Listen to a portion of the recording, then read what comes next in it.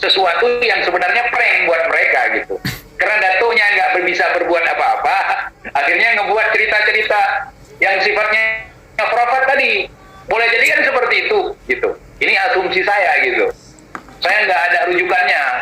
Makanya saya tanya malam ini sama yang lebih paham gitu, sama Yai Imat gitu.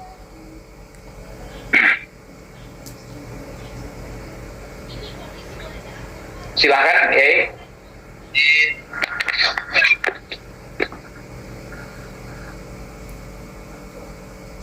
Halo Yai, suaranya kecil.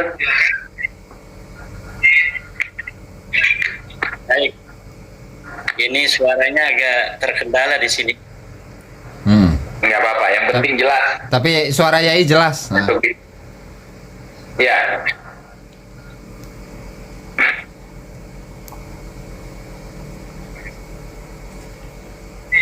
Nge-lag. Jadi saya mungkin keluar dulu ini, nggak pas barangnya. Boleh. Mungkin jaringan ya, nge-lag. Iya.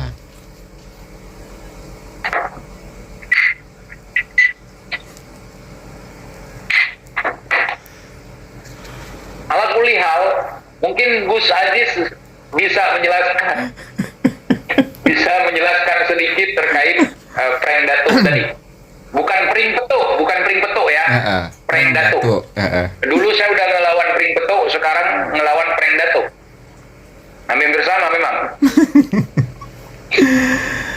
Jadi gini Bang, apa namanya, pemberlakuan hadis itu adalah bagi pelaku begitu kan? Bagi pelaku. Artinya kalau memang pelakunya itu masih hidup, maka ancaman-ancaman yang ada dalam hadis tadi itu ya berarti berlaku bagi dirinya. Nah kemudian bagaimana dengan anak keturunannya yang sudah terlanjur mempercayai nasab itu? Nah setelah itu dilanjutkan oleh Kiai Imat. Sampai mana tadi tuh? Prank datuk Yai, pranknya Ali bin Abu Bakar As-Sakron. Ya, saya kira begini ya. Jadi prank datuk atau yang lainnya itu mungkin tidak serta-merta demikian ya, Gus Aziz ya. Ya. Jadi mungkin sebelumnya ada cerita-cerita dari mulut ke mulut sebelumnya mungkin. Betul. Itu dikonstruksi di dalam alam pikiran. Ya, bahwa ini adalah sebuah kebenaran, kemudian dicari pembenarannya. Ketika tidak ketemu kebenaran itu, kemudian diciptakan. Nah, mungkin jadi awalnya mungkin beliau pun dalam keraguan yang sangat kuat ya, tetapi kemudian itu dengan berjalannya waktu, keraguan-keraguan itu semakin menipis dengan meninggal atau adanya komunikasi itu. Jadi semakin lama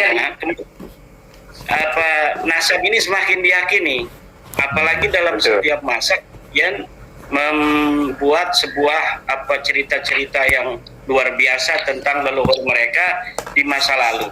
Coba kita kalau lihat algoritma daripada cerita-cerita itu pada masa Ali As-Sakron tidak wow gitu apa yang ditulis kemudian oleh para Balawi sesudahnya.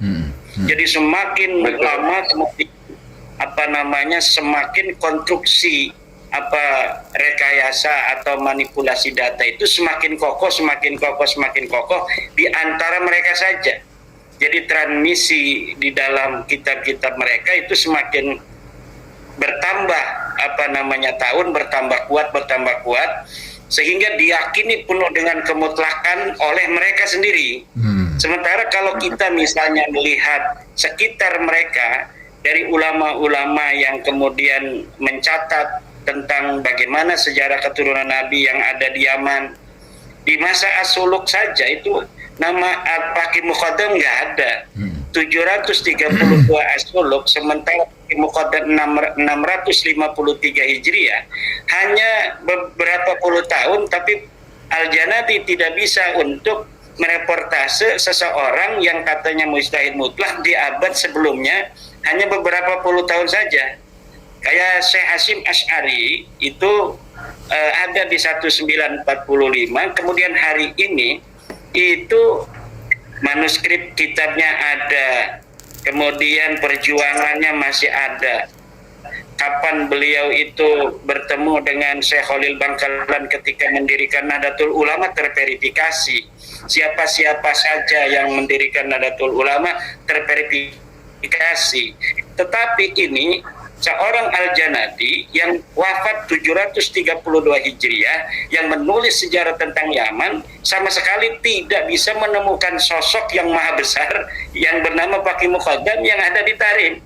Sementara ulama-ulama yang lain itu ditulis di dalam kitab As-Suluk yang ada di Tarim, ditulis Muhammad Fadl ditulis, kemudian keluarga Bafadl, keluarga-keluarga dari Ba'dib sendiri itu Ba'dib yang sekarang jadi pimpinnya Balawi, itu kakek beliau itu ulama besar di Tarim, dicatat oleh As-Suluk. Tapi kenapa sekarang Muhammad bin Abu Bakar Ba'dib sekarang hanya jadi jongos daripada para Balawi yang leluhurnya sama sekali tidak dicatat di dalam kitab As-Suluk. Jadi Muhammad bin Abu Bakar Ba'dib yang sekarang menjadi seorang muhakkik dari kitab-kitab Balawi, itu leluhurnya ulama besar yang ada di abad ke-7 Hijriah sampai awal abad ke-8 Hijriah. Tapi kemudian hari ini seorang Muhammad bin Abu Bakar Ba'dib yang leluhurnya betul-betul orang yang terverifikasi sebagai orang yang historis di masa lalu, seorang ulama di masanya, sekarang Muhammad bin Abu Bakar Ba'dibnya hanya menjadi jongos daripada keturunan orang yang tidak ada di masa itu. Jadi ini luar biasa, seperti kayak saya kadang-kadang miris itu Gus Aziz melihat turunan raja-raja yang ada di Madura. Turunan raja-raja yang ada di Madura itu hari ini memayungi orang yang bukan siapa-siapa. Jadi turunan raja yang juga turunan Wali Songo terverifikasi pada abad 18 masih ada kerajaan itu di Madura, pada abad 19 masih ada kerajaan itu di Madura.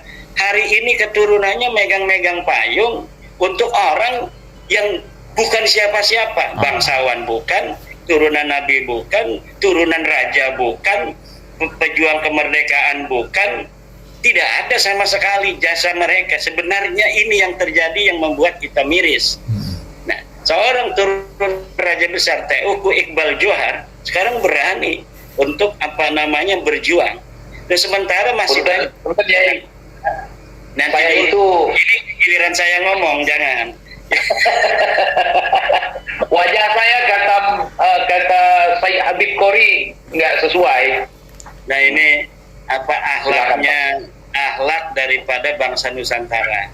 Kalau misalnya ketahuan itu silsilah kebesaran masa lalunya, dia bukan malah bangga, tetapi dia kemudian mengaca.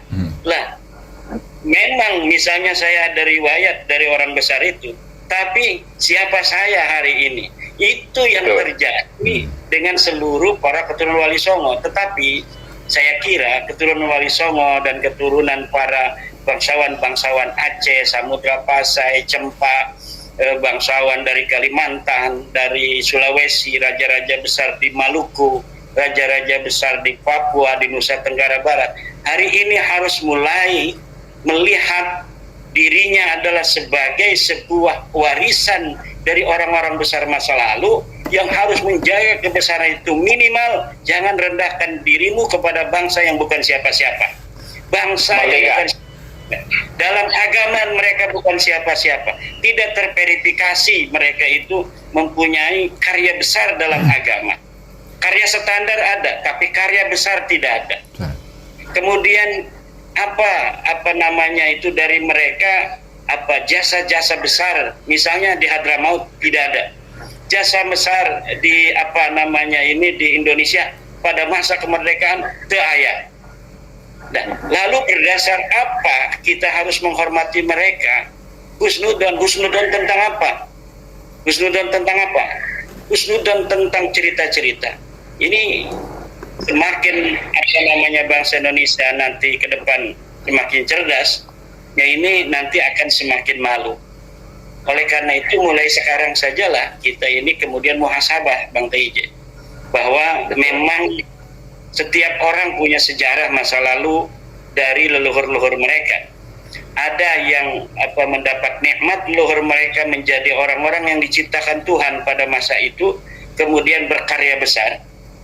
Kemudian ada orang juga yang diciptakan Tuhan pada masanya itu hanya menjadi orang-orang biasa. Tetapi harus diketahui bahwa semuanya adalah cucu Adam dan neneknya satu, yaitu Siti Hawa. Sama saja. Hari ini yang mulia dari orang-orang yang merasa keturunan misalnya Raja Aceh, Raja Samudra Pasai, Raja daripada Darussalam, semuanya keluhurnya satu, di atasnya yaitu adalah Nabi Adam. Keturunan Maulana Hasanuddin, keturunan Hamengkubuwono, keturunan Arung Palaka, Raja-Raja Sambas, Raja-Raja Kalimantan yang lainnya. Pada masanya memang mereka adalah raja, tapi sebelumnya sama saja dengan rakyat yang dipimpinnya, dengan orang yang ada di Afrika, dengan orang yang hari ini mencari sampah. Semuanya kakinya sama, yaitu Adam alaihi salam. Tidak perlu ada orang yang hari ini ada merasa lebih mulia dari yang lainnya. Hanya berdasarkan cerita masa lalu di tengah-tengah. Karena ujungnya sama, semuanya adalah keturunan baginda Nabi Adam alaihi salam, keturunan daripada Hawa alaihi salam. Kesetaraan inilah yang hari ini harus dibangun di tengah bangsa Indonesia, bangsa yang telah memerdekakan diri pada 17 Agustus 45 untuk bersama-sama menganggap semuanya sama di hadapan Undang-Undang Dasar 45. Aceh memang lebih banyak sumbangsi terhadap kemerdekaan Indonesia, itu tidak bisa dipungkiri. Tetapi dengan kita menandatangani Undang-Undang Dasar itu, berarti kita telah bersama-sama kemudian bersepakat untuk hadir sebagai anak-anak bangsa Indonesia dalam derajat yang sama dari kacamata Pancasila, kacamata Bhinneka Tunggal Ika, kacamata merah putih dan yang lainnya. Undang-undang yang kita bentuk bersama-sama, baik undang-undang pada masa kemerdekaan sampai hari ini atau undang-undang tentang peraturan-peraturan lainnya, di mata hukum semuanya. Ini yang harus dibangun Bang TIJ. Kita harus menjaga ini bangsa Indonesia yang dulu berkerajaan-kerajaan yang banyak. Di Sumatera itu kerajaannya banyak, di Aceh aja bukan hanya kerajaan Samudra Pasai, apalagi tuh ada kerajaan apalagi Bang TIJ. Ada kerajaan Lamuri, ada kerajaan Cempa, ada Jempa ya, Jempa. Nah. Iya, anak saya namanya Cempa. Kalau Cempa itu di Aceh artinya cempaka, sama seperti nama pondok Kiai Iman. Ya, dan nama anak saya pun salah satu namanya Cempa. Nah, Cempa. Biarkan itu masa lalu, kerajaan-kerajaan itu. Di Jawa banyak kerajaan dari mulai Salakanegara, Tarumanegara, Kerajaan Pajajaran, Kerajaan Banten, Kerajaan Sunda. Di Jawa juga ada Ken Arok, Singasari, ada Uritekan Dayun dan lain sebagainya itu di Kediri. Semua punya masa lalu, tapi hari ini adalah Indonesia. Kita jaga Indonesia ini. Betul.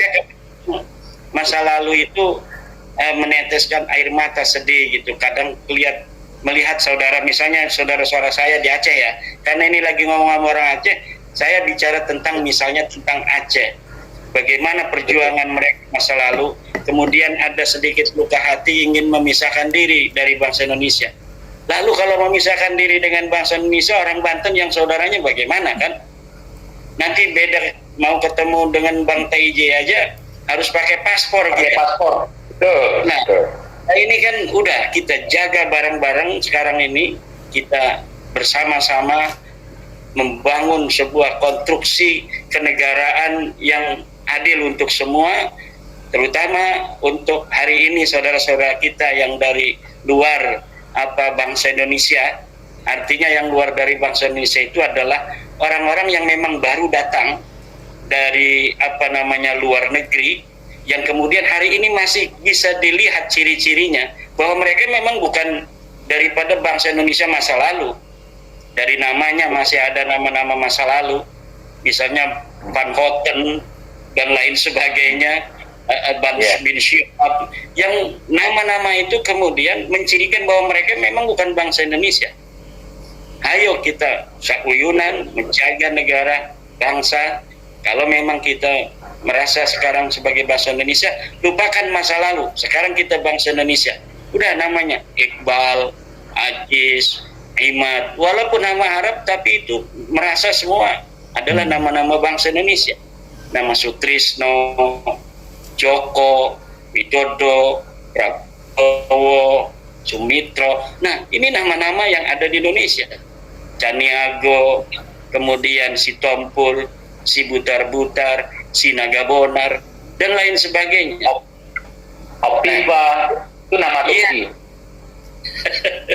Dedi Mulyadi dan lain sebagainya, Egi. Nah, ini nama-nama bangsa Indonesia. Artinya apa? Artinya perlulah dievaluasi. Apa perlu orang-orang yang turunan Van Houten dulu, yang keturunan Van Houten dari Belanda, hilangkan nama Van Houtennya agar nanti anak keturunannya tidak dianggap orang asing bagi anak cucu kita yang ada di tahun 2200 misalnya, yang masih nama Assegaf. Hilangkan nama itu sehingga nanti anak cucunya tidak dianggap orang asing dan tidak ada lagi pembahasan begini bahwa kamu bukan orang Indonesia. Kalau mau, tapi kalau memang mereka tidak mau, ya mungkin hal-hal seperti ini, walaupun misalnya nanti hari ini mereka kan sudah ada yang datang ke kiai-kiai, mengemis-ngemis minta dilindungi, kemudian datang ke PBNU, nggak diundang aja datang. Nah, ini memang tidak membuat kita sedih. Kita ini bangsa Indonesia, bangsa yang sangat rahmatan lil alamin. Kita sedih kalau misalnya orang-orang itu terlalu menghibah-hibah kepada kita. Kita sedih juga, walaupun kita ingin memberikan sebuah jalan, ini yang benar, kamu salah. Nah, tapi kemudian ketika melihat di tengah-tengah perjalanan itu mereka melakukan hal-hal yang menghinakan diri mereka sendiri juga, itu kadang-kadang sedih juga. Kok cara-caranya salah dulu gitu, gayanya salah melulu gitu. Nah, ini udah, kalau memang kayak misalnya tadi dikatakan ada yang ingin berdebat lagi atau berdiskusi, apa sih yang mau didebatkan lagi? Iyul kesimpulan ini bahwa Balawi bukan cucu Nabi. Mustahil dari DNA mereka cucu Nabi. Jangankan mereka cucu Nabi, orang Arab aja bukan. Ini kesimpulan, sudah kesimpulan qat'i. Sesuatu yang qat'i itu tidak usah diperdebatkan lagi. Sesuatu yang belum jelas itu baru sesuatu yang ditaruh di meja harus diperdebatkan. Iya. Kalau sesuatu yang qat'i bahwa gula itu manis, nah, kita tidak boleh menerima sebuah pernyataan dari orang lain bahwa gula itu pahit, dong kita sudah merasakan bahwa gula itu manis. Ini namanya qat'i. Sesuatu yang qat'i tinggal rasakan aja bareng-bareng. Nggak boleh husnudon. Nggak, saya nggak mau rasain gula. Saya mau husnudon aja. Nggak boleh, bos. Kalau saya mengatakan gula ini manis, sudah merasakan. Anda mengatakan gula ini pahit, bagaimana? Nggak mau saya merasakan. Saya maunya husnudon bahwa gula ini pahit. Nggak boleh seperti itu. Nah, ini maka Gus Ajis ini luar biasa. Gus Ajis ini adalah salah satu putra Nusantara yang hari ini memberikan pencerahan tanpa ada rasa bosan. Bang Teja demikian. Saya bukan ini di depan orangnya memuji, karena memang sepantasnya. Karena setiap masa akan melahirkan anak-anak kemudiannya. Masa lalu ada Panglima Polim, masa lalu ada Teguh Umar, masa lalu ada Cut Nadin, masa lalu ada Hamengkubuwono, masa lalu ada Wangsakara, masa lalu ada Rasputin, masa lalu ada banyak putra-putra Nusantara yang pada zamannya mereka tidak hanya tidur nyenyak di kasur-kasur mereka, tidak hanya nyaman dengan kekayaan yang mereka miliki sementara melihat rakyatnya menderita. Mereka berani berdepan, mengambil resiko, masuk ke hutan, dicaci maki demi membela bangsa dan negaranya pada saat itu. Dan hari ini Nusantara melahirkan sosok-sosok itu banyak sekali yang siap, tidak populer, yang siap untuk mencerahkan saudara-saudaranya. Karena apa? Karena yang menjadi korban hari ini adalah saudara-saudara mereka. Dan wajib bagi mereka untuk memberikan pencerahan itu, walaupun yang diberikan pencerahan marah terhadap mereka. Makanya kasih senyum saudara kita yang masih marah kepada kita. Kenapa? Karena kita begini untuk mereka. Kalau misalnya ada orang begini, misalnya ada orang penelitian membentuk atau mengawinkan buah mangga yang satu dengan buah mangga yang lain. Ini buah mangga manis, tapi dia tidak enak dagingnya. Ini buah yang enak dagingnya, tapi tidak manis. Kemudian muncullah sebuah pohon. Setelah muncul sebuah pohon, kemudian berbuah ribuan buahnya.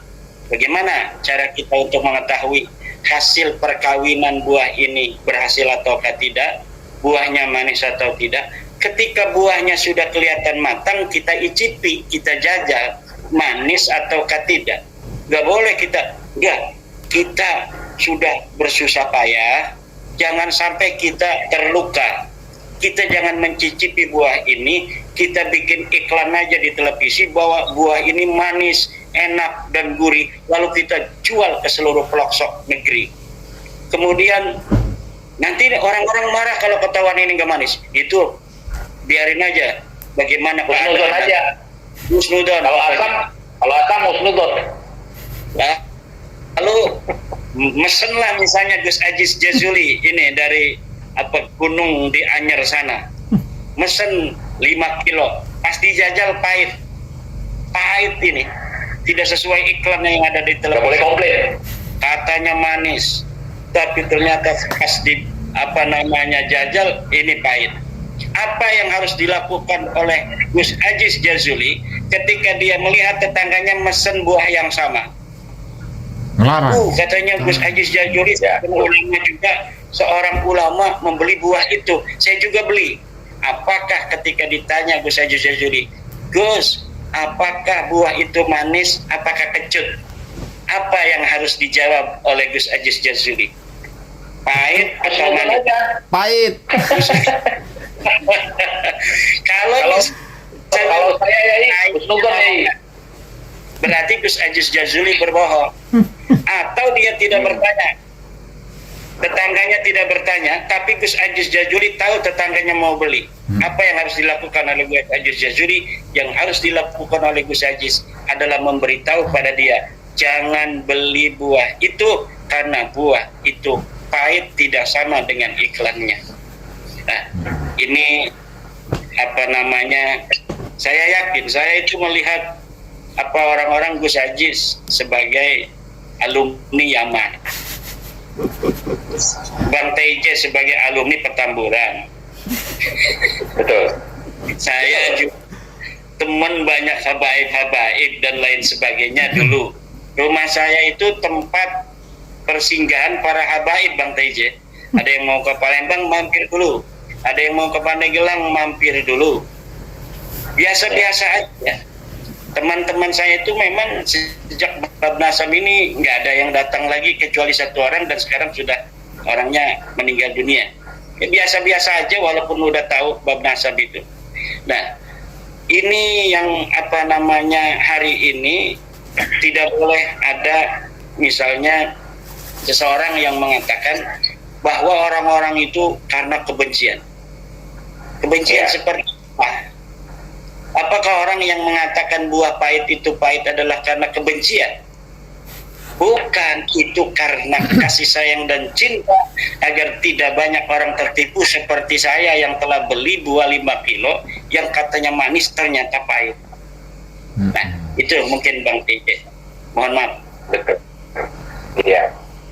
Sangat bagus sekali analogi dari Kiai Imat ya terkait masalah itu.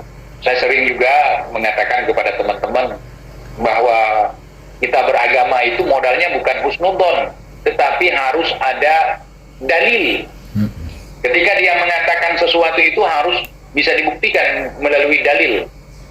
Nah, jadi begitu kita beragama, bukan husnudon. Ada maling masuk ke rumah, ada rampok masuk ke rumah, husnudon aja. Kan nggak bisa seperti itu. Apa-apa husnudon, ada penjahat. Kita harus berhusnudon kepada sesuatu yang memang kita belum tahu. Tetapi di balik husnudon itu, kalau memang gerak-gerik dia mencurigakan, kita harus waspada. Waspada itu penting. Bukan husnudonnya dikedepankan gitu. Contohnya seperti sekarang. Ketika mereka tidak bisa membuktikan kitab sejaman seperti yang dipertanyakan di awal-awal oleh Kiai Imat, malah sudah mereka ngirim orang ke luar negeri untuk bertamasya. Ketika beliau pulang dari tamasyanya, belum bisa juga untuk membuktikan apa yang mereka bilang. Kemudian mereka merubah